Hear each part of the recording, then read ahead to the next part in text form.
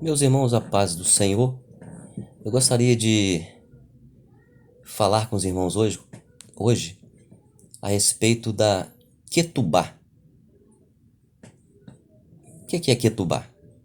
Nós vamos falar hoje a respeito da Ketubá, uma palavra hebraica que tem um significado muito importante e também tem um princípio a respeito de Jesus, né? Quem entende a Ketubá tem um princípio a respeito de Jesus muito interessante. Mas antes eu gostaria de te pedir para você entrar lá no YouTube e se inscrever no nosso canal se você não é inscrito, né? Você pode digitar lá no YouTube PB sem ponto Leimar Passos. Vai aparecer, você entra no YouTube, pode se inscrever e acionar o sininho para que você receba as notificações dos vídeos novos que a gente postar. A gente aprender junto a respeito da palavra de Deus e também dos costumes judaicos, né? Como esse, como a Ketubá, que era um costume judaico, né? Então veja bem, a Ketubá, né, significa, em hebraico significa algo que está escrito, né? Ketubá significa algo que está escrito. Agora, na verdade, é um contrato. Ketubá é um contrato, né? Um contrato de casamento, na verdade. Como nós temos a certidão de casamento aqui no nosso país, que a gente conhece, a certidão de casamento, que é um dever civil, né? Em que a gente faz um compromisso civil com a mulher, né? O homem com a mulher e a mulher com o homem. A Ketubá era um contrato de casamento que, na verdade, ela preservava os direitos da mulher. Porque naquela época a mulher não tinha muito valor na sociedade. Então, a Ketubá era um contrato que garantia à mulher alguns direitos, direitos importantes no casamento, né? Na união entre um homem e uma mulher, né? A mulher tanto não tinha muito direitos, né? Muito direito garantido na sociedade, muito valor na sociedade, que na verdade, quando um homem queria casar-se, né, escolhia uma mulher para casar, ele escolhia a mulher que era mais prendada, ou seja, uma mulher que tinha um maior aprendizado no lar, uma mulher que sabia, né, se portar, uma mulher que sabia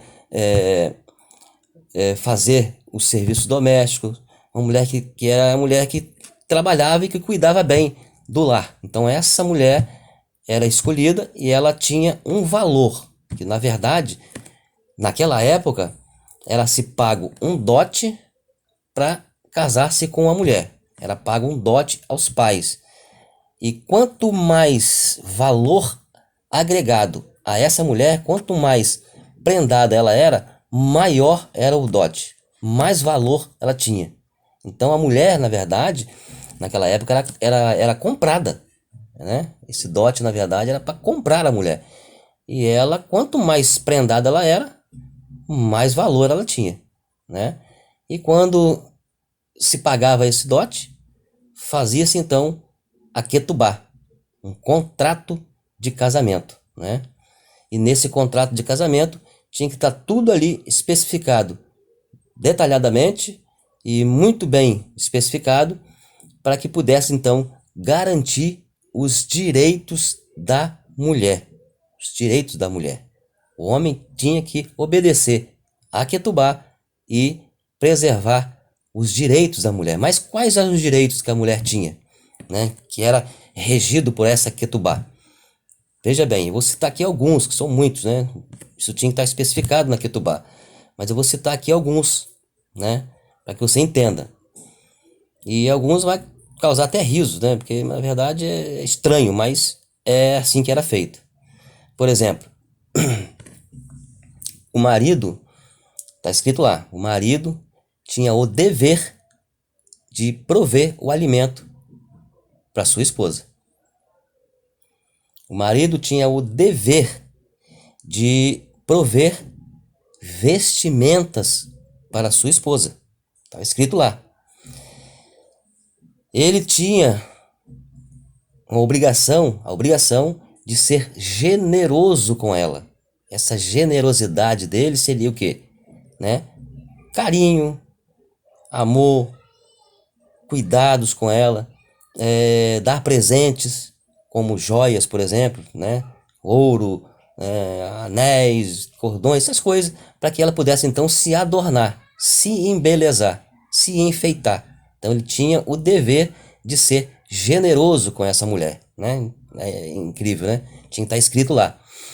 E uma outra coisa que estava escrito lá é que ele tinha o dever de prover para ela uma boa habitação, uma boa casa, uma boa moradia. Tinha que estar escrito lá na Ketubá, tá? Ele comprou para casar com ela, deu o dote, pagou o dote aos pais, mas ele tinha o dever, tinha deveres a cumprir através da Ketubá.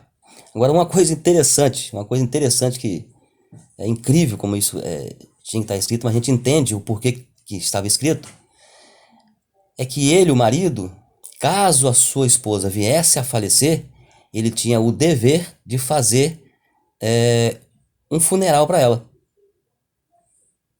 O dever dele era fazer um funeral, porque a mulher não tinha valor e tinha algumas mulheres que, na verdade, não tinha nem funeral, não era feito, porque não tinha valor na sociedade. Então, através da Ketubá, garantia esse direito a ela, né?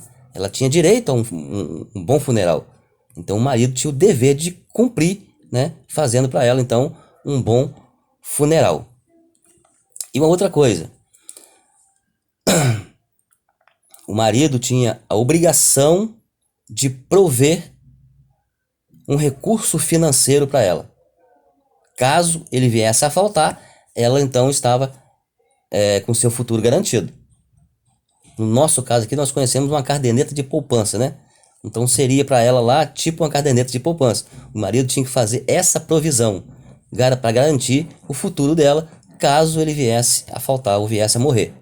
Então isso estava escrito lá, especificado ali. Caso ele viesse a morrer, ele tinha que deixar para ela uma provisão financeira para ela garantir o seu futuro. Uma outra coisa muito interessante, né, e também muito estranha, é que estava escrito lá, especificado certinho, que o marido, caso a sua esposa fosse sequestrada, estivesse sendo mantida em cativeiro, ele tinha a obrigação de comprá-la. Muito interessante isso, né?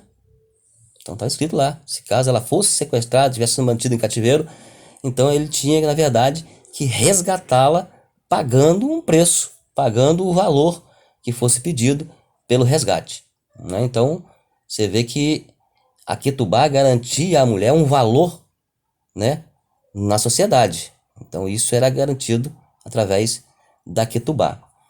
E uma outra coisa também interessante, o marido tinha que pagar para a mulher, né, caso, por exemplo, não quero me divorciar, quero me separar. No caso do divórcio, o marido tinha a obrigação de pagar a mulher. Pagar a mulher. 10 vezes, isso era o mínimo. No mínimo, 10 vezes mais, 10 vezes o valor que ele pagou no dote. Vamos dizer que ele pagou R$ 1.000 no dote. Ele tinha que pagar R$ 10.000 para divorciar dela. Se ele pagou lá R$ 1 milhão, ele teria que pagar no divórcio a mulher R$ 10 milhões. Isso era o mínimo, era um valor mínimo estipulado. Então você vê que era interessante a Ketubá, porque esse contrato garantia os deveres do marido com a mulher, né, para que a mulher tivesse então provisão caso ela viesse aí a ficar a ser divorciada, né, a divorciar-se do marido, o marido divorciar dela, ou caso ele viesse a faltar, ter aí recurso financeiro para poder manter a sua sobrevivência. Muito interessante, muito interessante. Ketubá é um documento muito interessante, muito importante naquela época, na cultura, no costume judaico, né? Muito importante para a mulher, né? Quem às vezes lê Ketubá, ele fica até ri, porque parece uma brincadeira, mas não é. Era um documento muito importante que garantia os direitos da mulher no casamento. Garantia os direitos. Agora, quem entende a Ketubá, ele também vai entender um princípio de Jesus. Vai entender um princípio de Jesus. Por exemplo, vamos ler aí 1 Timóteo. 1 Timóteo, né? Vamos ver aí. 1 Timóteo, capítulo 1 Timóteo, capítulo 2, versículo 5 e 6, que diz assim: porque há um só Deus, um só mediador entre Deus e os homens, Jesus Cristo homem, o qual se deu a si mesmo em preço de redenção por todos, para servir de testemunho a seu tempo. Então veja bem, o que as escrituras dizem? A escritura diz que Jesus pagou um preço por sua noiva, pagou um preço para que ele pudesse então resgatar a sua noiva, pudesse casar-se com a igreja. A igreja, ela é noiva de Jesus e Jesus pagou um preço por isso, né? E nós sabemos que quando ele retornar para buscar a sua noiva, vai haver na eternidade um casamento. Esse preço é a garantia, né? É a garantia do casamento da igreja com o Senhor. É o resgate, né? Muito interessante. Então há um princípio nessa Ketubá, há um princípio, há um preço que é pago, né, para resgate, né? Então também vai ser feito um casamento na eternidade entre Cristo e a igreja, que vai ser resgatada. Ele vai voltar para buscar a sua noiva e então casar-se com ela. É muito interessante. A cultura judaica, ela nos ensina muito. Os costumes judaicos nos ensinam muito. Então a gente pesquisando, a gente aprendendo, a gente vai saber olhar com outro olhar, com um olhar diferente, com um olhar, né, mais abrangente, e que isso nos leva a aprender muito mais das Escrituras, muito mais da palavra de Deus. Nós possamos então aprender juntos. Amém? Breve vou estar gravando aqui mais outros vídeos e nós vamos falar sobre temas interessantes. Vamos aprender. Em poucos minutos a gente aprende muito, né, sobre a cultura judaica, sobre a língua hebraica. A língua hebraica, né, ela nos revela, as palavras hebraicas nos revela muita coisa que a gente não consegue aprender estudando somente a Bíblia. Mas a gente estuda na língua hebraica, por exemplo, e nós aprendemos muito, muito. E nós vamos aprender juntos aqui em outros vídeos que eu vou fazer e vou postar aqui para que nós possamos então aprender juntos. Amém? Que Deus nos abençoe, guarde essa palavra, que ela possa aí ser uma palavra edificadora para a sua vida espiritual, em nome de Jesus. Amém.